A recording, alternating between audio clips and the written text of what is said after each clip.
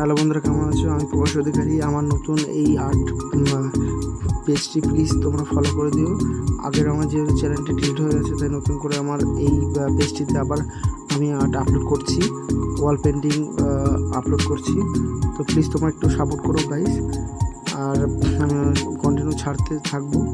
আর তোমাদের ভালো লাগলে অতি অবশ্যই পেজটিকে ফলো করবে এবং শেয়ার করবে। আর কারো আমার কাজ ভালো লাগলে প্লিজ কন্ট্যাক্ট করতে পারো আমার এই নাম্বারে।